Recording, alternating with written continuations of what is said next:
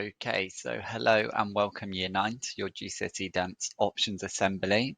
Now, for some of you, this will be a repeat of the assembly that you watched back in the KA Theatre earlier this year.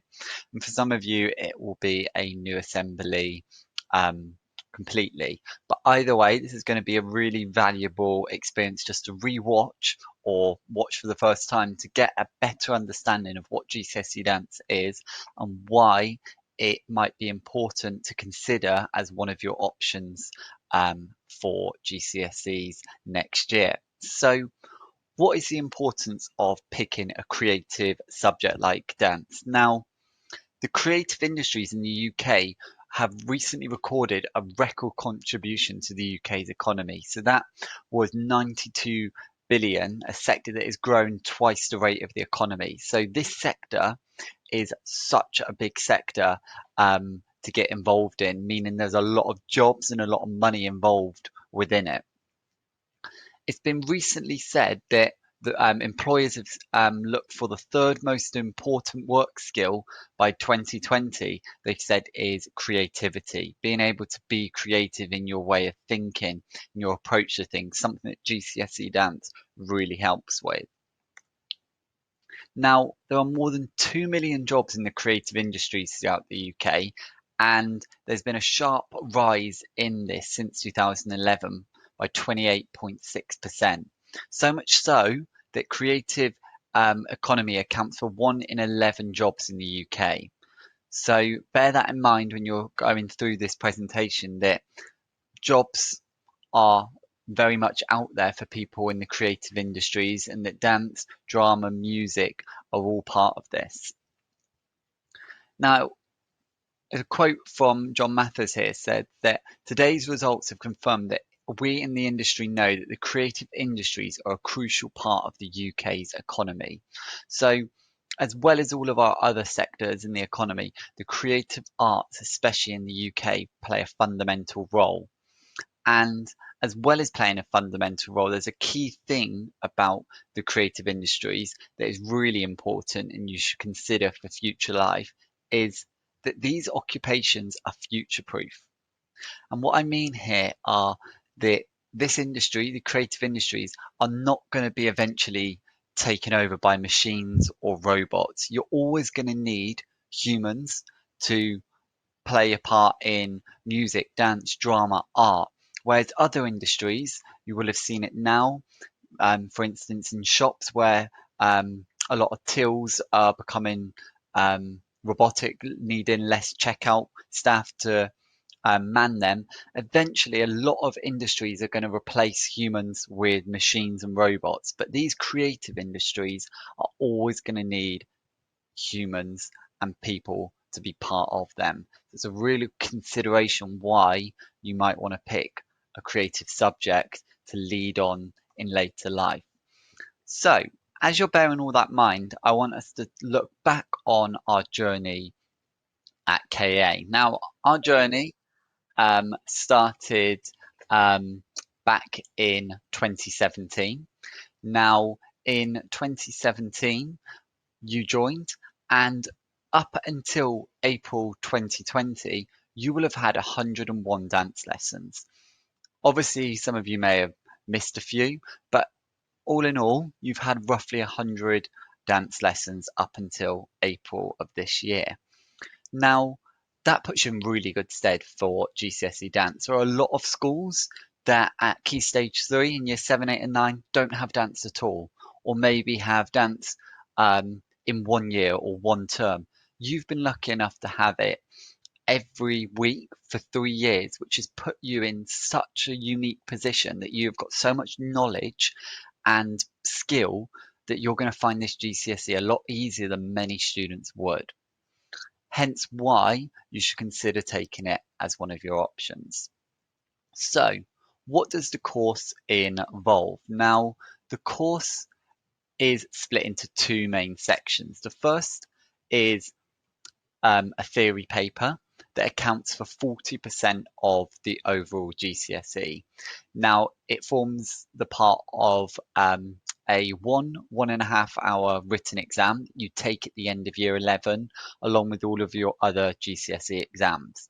And we study the theory paper and learn throughout the whole of year 10 and 11, and you sit that obviously at the end. Now, the big part, and probably the part that most of you would find the most enjoyable and reason for taking it, is the practical side. Now, the practical side accounts for 60% of your overall GCSE, and this is split into 3 different assessed pieces. So there are 3 different parts that you need to complete, one being a group dance, one being a solo, and one being a choreography. So you've got to be able to have skills in both performing and choreography for this unit. And again, we do those throughout year 10 and 11. You'll notice that this is the only subject where the practical outweighs the theory. So there is more percentage weighted towards the practical than the theory. So if you're someone who prefers being up, moving, and feels your strengths are really practically there, then this is a really good course for you because you're going to be able to gain a lot of marks on that side. Needless to say, you need to be able to get the written paper as well because that is still worth 40% of your overall grade.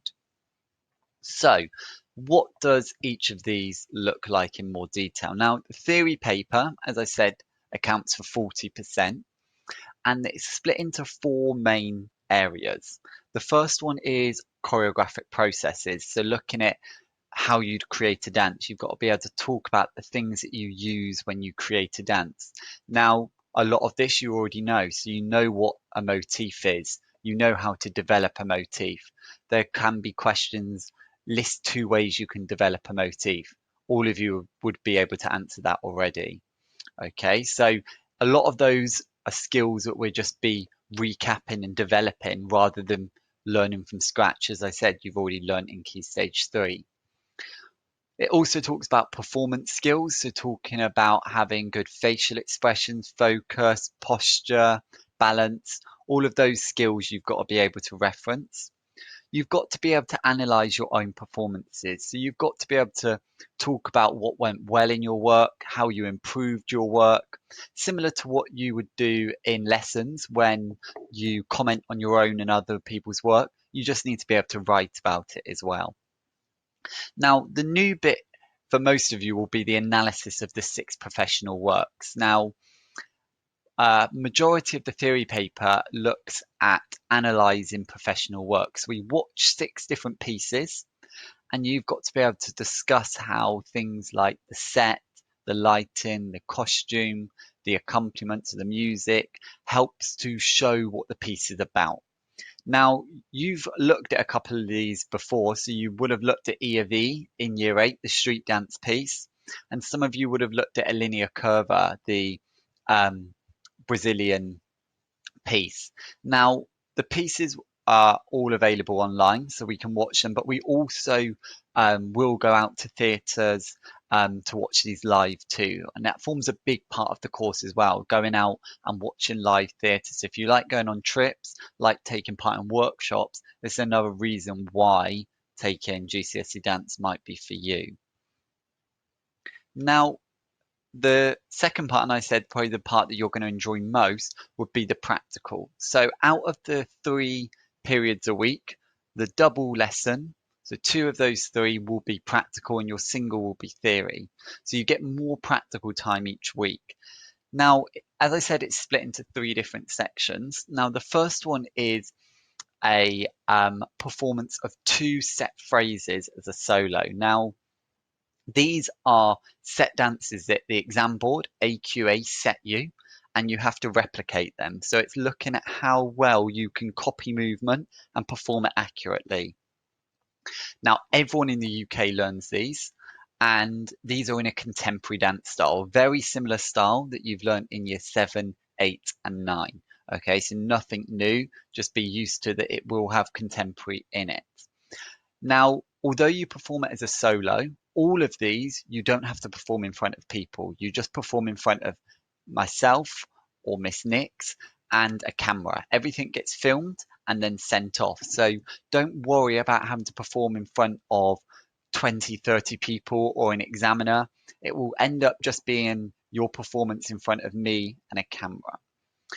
And you'll do those set phrases in year 11. So you've got a year to build up to work on your solo.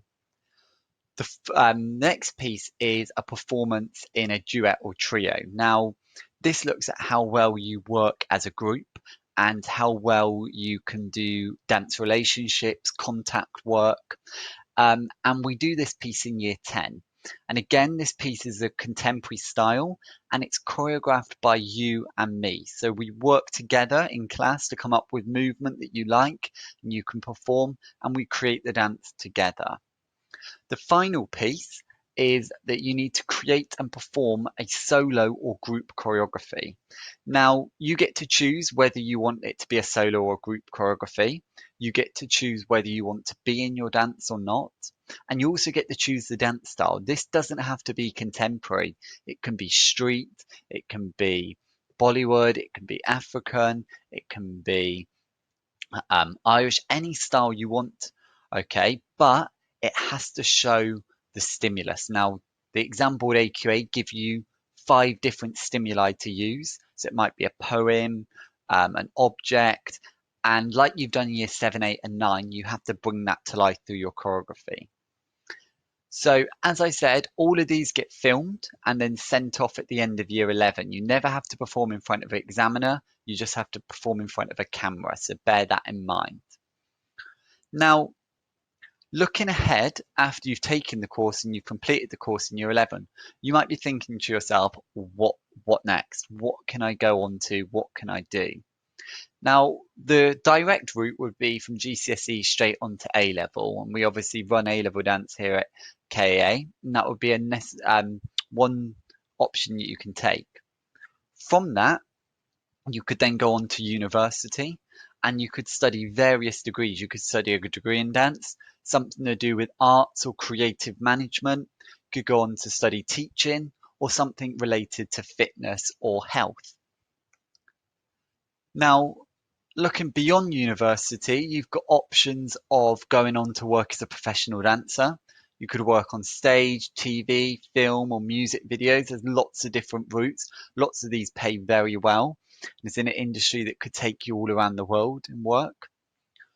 Or after university, there are other careers as well as being a professional dancer. There are many other routes. I said those creative industries are very big. So things such as teaching dance, whether it's at a school or after school clubs, going to the theatre, being a critic, writing, analysing, commenting on theatre, being a youth worker, running youth clubs or play centres. You can run dance fitness classes.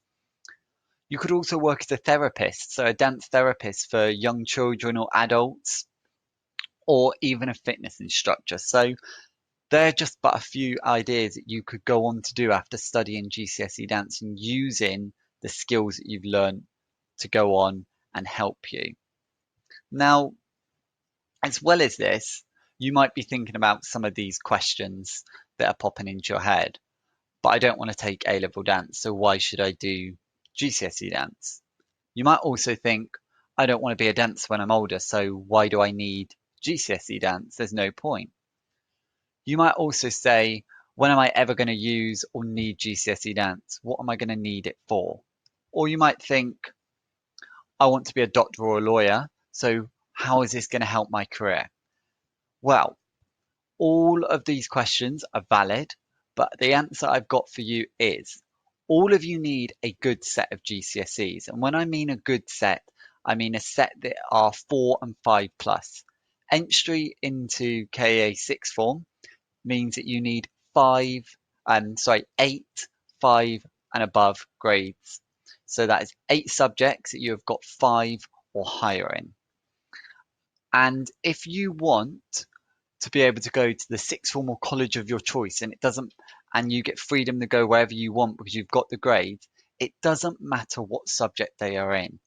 So any sixth form, any college will accept GCSE dance as one of the grades that are 5 and above. So in this sense, GCSE dance is worth the same to sixth forms and colleges as geography, history, as French or German. So if you enjoy dance, use it to your advantage. Use it to your advantage to get you into college or sixth form, and use it to be one of your 5+. And it can springboard and help you to go on to do whatever and be whoever you want to be, whether that is a dancer or a lawyer or a doctor. Use GCSE dance to get you into sixth form by getting that 5+ and allowing you to have the freedom and opportunity to study whatever you want post 16. Now, hopefully this has helped recap and answer some questions that you might have had about GCSE dance. If you still have any questions or would like to discuss further, then please feel free to email me using my KA email, so r.dunning@kaa.org.uk, or feel free to post in one of the Google Classrooms any questions you may have, and I'm sure myself or Miss Nix will be happy to help. So take care, and I will see you all very soon.